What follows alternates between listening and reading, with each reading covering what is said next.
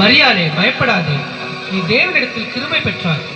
இதோ நீ கர்ப்பவதியாகி ஒரு குமாரனை பெறுவாய். அவருக்கு இயேசு என்று பெயரிடுவாயாக.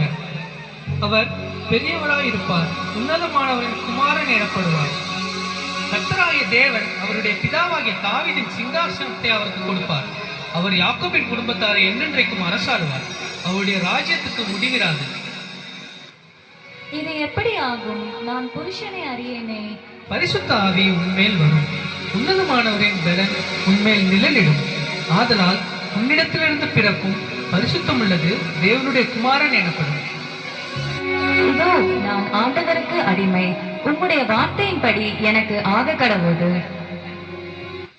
தனக்கு நியமிக்கப்பட்ட மரியாள் கர்த்தவதியாய் இருப்பதை யோசேப்பு அறிந்தான். ஆனால் யோசேப்பு நீதிமானாய் இருந்து அவளை அவமானப்படுத்த மனதில்லாமல் ரகசியமாய் அவளை தள்ளிவிட யோசனையாய் இருந்தான்.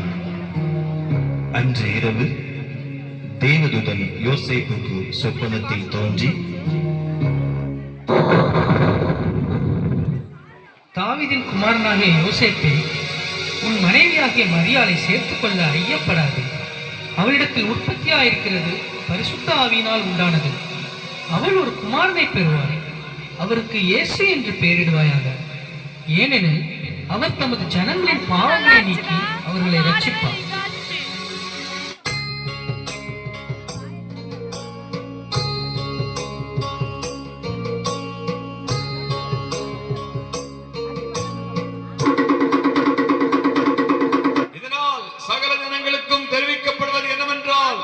உலகமெங்கும் குடிமதிப்பு எழுதப்பட வேண்டும் என்று அகஸ்தியராயினால் கட்டளை வழங்கினது. எனவே அவரவர் தங்கள் தங்கள் ஊருக்கு சென்று குடிமதிப்பு எழுதும்படி கேட்டுக் கொள்ளப்படுகிறது. யோசேப்பு தான் தாவீதின் வம்சத்தானும் குடும்பத்தானுமாய் இருந்தபடியினாலே தனக்கு மனைவியாக நியமிக்கப்பட்டிருந்த கர்ப்பவதியான மரியாளுடனே குடிமதிப்பு எழுதும்படி தாவீதின் ஊருக்கு சென்றார்கள். மரியாளுக்கு பிரசவ காலம் நேரிட்டது. சத்திரத்தில் போய் இடம் தேடினார்கள். ஐயா, என் மனைவி பிரசவ வலியால் வேதனைப்படுகிறாள். உங்கள் சத்திரத்தில் இடம் இருக்கிறதா? இல்லை ஐயா.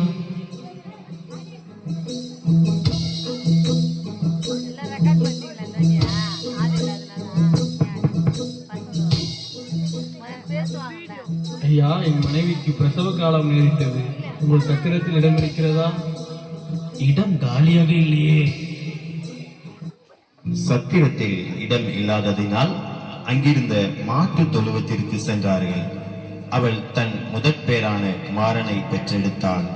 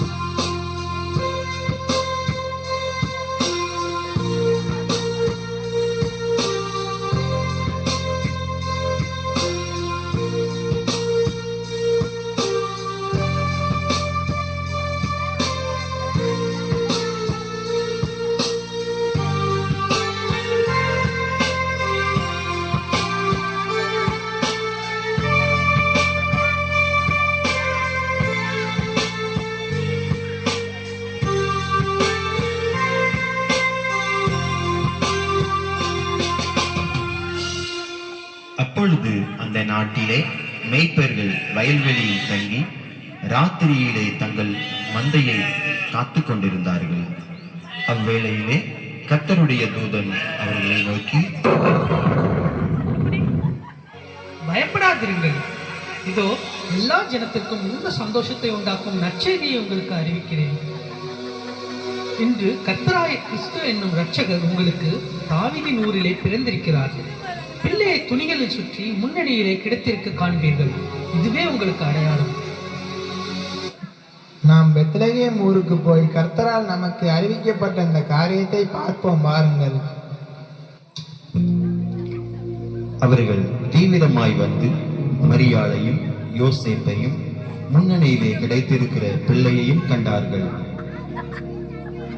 கண்டு அந்த பிள்ளையை குறித்து தங்களுக்கு சொல்லப்பட்ட சங்கதியை பிரசித்தம் பண்ணினார்கள்.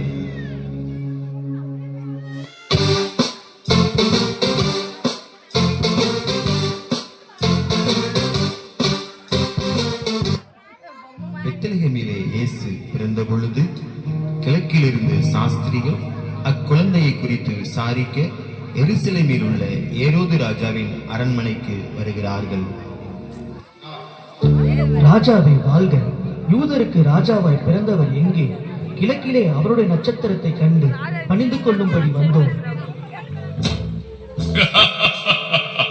என்னது? யூதருக்கு ராஜாவா? பிரதான ஆசாரியரே, வேதபாரகரே, எல்லாரும் இங்கு வாருங்கள், நான் விசாரிக்கிறேன். கிறிஸ்துவானவர் எங்கே பிறப்பார் என்று எழுதியிருக்கிறது, பார்த்து சொல்லுங்கள் எனக்கு. யூதயா தேசத்தில் உள்ள பெத்லகேமில் பிறப்பார் என்று எழுதியிருக்கிறது மன்னா. அப்படியா?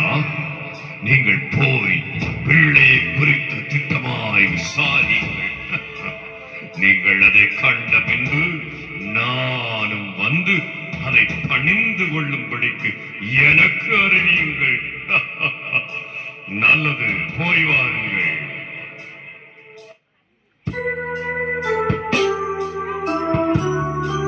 பிள்ளையை காண சாஸ்திரிகள் செல்கிறார்கள். அவர்கள் கிழக்கிலே கண்ட நட்சத்திரம் பிள்ளை இருக்கும் இடம் வரைக்கும் அவர்களுக்கு முன் சென்றது.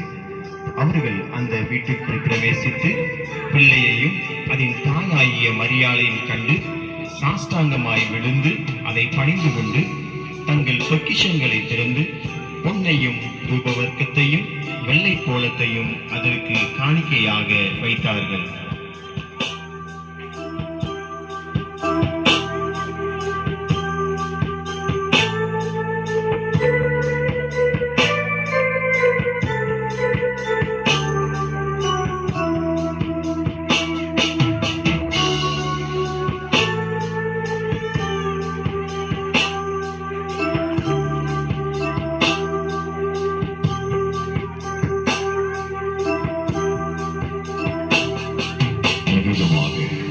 தேவன் தம்முடைய ஒரே பேரான குமாரனை விசுவாசிக்கிறவன் எவனோ அவன் கெட்டு போகாமல் நித்திய ஜீவனை அடையும்படிக்கு அவரை தந்தருளி இவ்வளவாய் உலகத்தில் அன்பு கூர்ந்தார். அருமை தேவனுடைய பிள்ளைகளே, இந்த அருமையான காட்சியை கண்டு இன்பெறுவது மாத்திரமல்ல, உங்கள் வாழ்க்கையை மாற்ற வந்த கர்த்தராகிய இயேசு கிறிஸ்துவுக்கு உங்கள் வாழ்க்கையை அர்ப்பணியுங்கள். அவரே உங்கள் வாழ்க்கையை ஆசீர்வதித்து நித்திய ஜீவனை உங்களுக்கு அருளி செய்வார். கர்த்தர் தாமே உங்களை ஆசீர்வதிப்பாராக. ஆமென். ஸ்தோத்திரம், ஸ்தோத்திரம். அப்படியே ஜெபம் பண்ண போகிறோம். ரம்யா தள்ளு. அப்ப நமக்காக